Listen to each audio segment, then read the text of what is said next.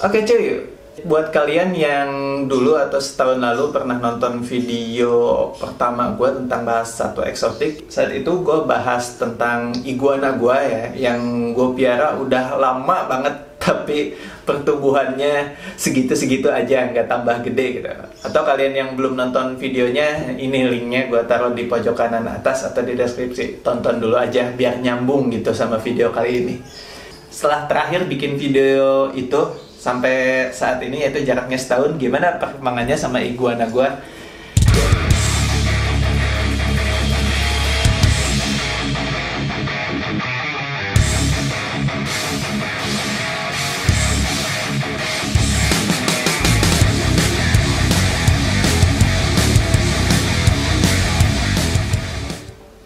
Oke, assalamualaikum warahmatullahi wabarakatuh. Balik lagi sama gue Sandi Herawan di Batik, bahas satwa eksotik. Tapi guanya nggak pakai batik. Tidak apa-apa. Nah, jadi ini iguana yang 1 tahun lalu pernah gue bikin videonya, yang waktu itu masih 60 cm ya, 60 cm paling segini ya. Ya pokoknya kalian bisa tonton lah video tahun lalu kalau kalian belum pernah nonton videonya. Nah, sekarang perkembangannya setelah setahun terakhir itu, ya ukurannya bisa kalian lihat sudah sebesar ini. Tuh, panjangnya sudah segini. Terakhir gue ukur sih sudah 1 meter. 1 meter ya cuy. Kamu udah 1 meter ya? Nah, harusnya kamu bisa lebih gede lagi. Cium dulu. Harusnya sih kalau menurut gua dia harusnya bisa tumbuh lebih gede lagi. Tapi di sini gua bakal sedikit sharing pengalaman aja ya. Gua bukan mau menggurui, cuman mau berbagi pengalaman selama setahun gua memelihara dia sampai bisa tumbuh jadi 1 meter. Jadi menurut gua sebutnya di sini hal yang terpenting untuk memaksimalkan iguana itu yang harus diperhatiin ada 3 poin. Kalau gue sih ngasih namanya piramid iguana atau segitiga iguana. Apa coba segitiga? Kenapa gue bilang segitiga iguana ya? Karena 3 poin ini saling berhubungan gitu. Jadi 3 poin ini semuanya itu saling berhubungan dalam memaksimalkan pertumbuhannya si iguana ini. Oke, yang pertama yang harus diperhatiin yaitu makanan, pemilihan makanan. Kalau kita kalau kita ngasih makannya rutin, porsinya sesuai, dan makanannya pun bagus, otomatis pertumbuhannya pun bakal bagus. Tapi makanan yang bagus, atau apa ya istilahnya? Makanan yang bagus, walaupun itu rutin, walaupun itu sehat, itu belum tentu bisa memaksimalkan pertumbuhan iguananya itu sendiri kalau cuman dari faktor makanannya. Kenapa? Karena ada faktor lain tadi, selain makanan ada 2 faktor lainnya. Misalkan analoginya seperti apa ya? Seperti gini aja nih, kita manusia gitu, kita dikasih asupan gizi cukup, makan daging, makan apalah, segala vitamin cukup. Nah, kan dari makanan itu akan menjadi energi. Energi itu tidak kita salurkan, itu kita diem aja. Ya percuma cuy, nanti jadinya malah si iguananya obesitas. Nah, jadi supaya lebih maksimal lagi pertumbuhannya, gimana caranya supaya si iguananya bisa gerak lagi? Nah, ini hubungannya dengan faktor yang kedua itu, yaitu kandang. Kalau kandangnya terlalu sempit, terlalu kecil gitu, ibaratkan pas-pasan banget lah buat iguananya, makanan sebagus, serutin apapun, tetap itu bakal menghambat pertumbuhannya. Karena makanan yang dia cerna gitu, yang akhirnya jadi energi, itu tuh nggak kebuang menjadi energi sama dia. Kebuangnya cuma jadi kotoran doang cuy. Ya, harusnya kan namanya makhluk hidup ya gerak ya, namanya hewan itu harus ada gerak. Nah, jadi kandang pun sangat mempengaruhi.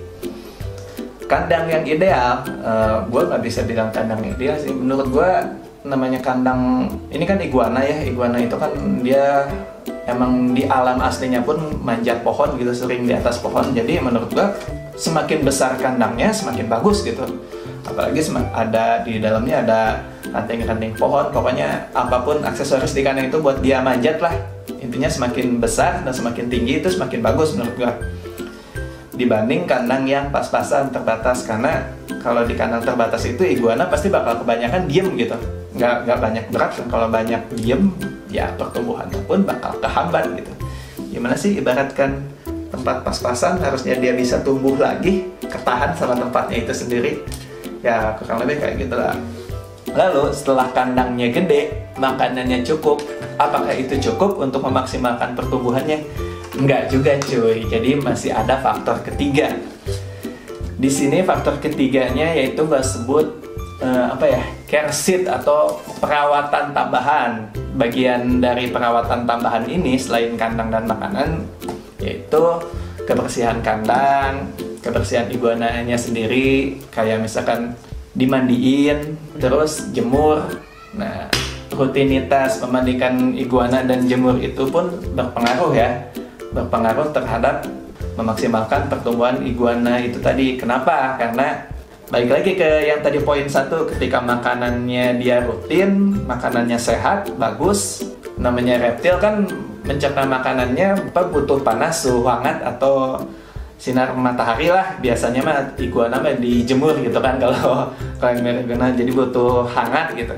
Nah kalau kurang jemur ya makanannya pun jadi lambat tercernanya, jadi pertumbuhannya nggak maksimal. Terus kemudian kalau mandi, kalau nggak bersihin kandang dan mandi gitu, ya kalau misalkan makanan udah bagus, kandang udah gede, tapi kandangnya kita nggak pernah bersihin, iguananya juga jarang kita bersihin, ya iguananya bakal rentan terkena penyakit, misalkan jamur atau pilek. Dan kalau iguana sudah kena penyakit, biasanya dia makannya pun nggak selahap biasanya ya, dan sudah pasti gitu kalau iguananya mogok makan, pertumbuhannya pun bakal terhambat. Dan namanya iguana sakit, pasti kan dia nggak lincah ya gitu, diem, dan itu bakal menghambat pertumbuhannya. Jadi itu tadi 3 poin utama yang gue pelajari selama setahun, bukan gue pelajari, yang gue dapat gitu, pelajaran yang gue dapat dari setahun memelihara iguana ini untuk memaksimalkan pertumbuhannya, itu pertama makanan yang bagus, kedua kandang yang cukup memadai untuk pergerakan si iguana ini sendiri, yang ketiga yaitu perawatan lainnya kayak kebersihan kandang, kebersihan iguananya sendiri, mandi dan jemurnya. Ya mungkin segitu aja sih dari gua, sharing seputar memaksimalkan pertumbuhan iguana itu sendiri. Kenapa gak gua jabarin lagi? Karena kalau dijabarin lagi ini bakal panjang banget gitu. Kayak misalkan makanan yang bagus, sayurnya sayur apa, buahnya buah apa, harus yang seperti apa, harus ada vitamin apa, itu bakal lebih panjang lagi gitu.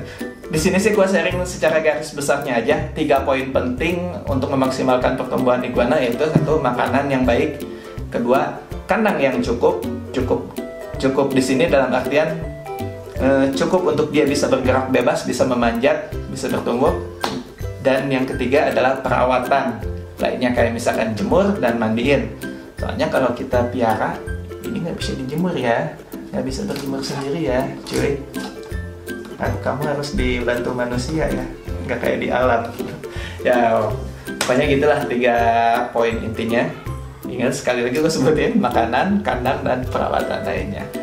Oke mas, sampai di sini dulu aja video bahasa atau eksotik dari gue. Sorry kalau penjelasan gue mungkin kurang dimengerti. Kalian bisa tanya aja di kolom komentar, dan semoga kamu bisa tumbuh makin besar lagi. Semoga iguana kalian makin sehat, atau kalian pelihara apapun, semoga peliharaannya sehat dan bisa tumbuh besar, beranak pinak. Oke, semoga video kali ini bisa bermanfaat dan bisa berfaedah. Terima kasih, bye.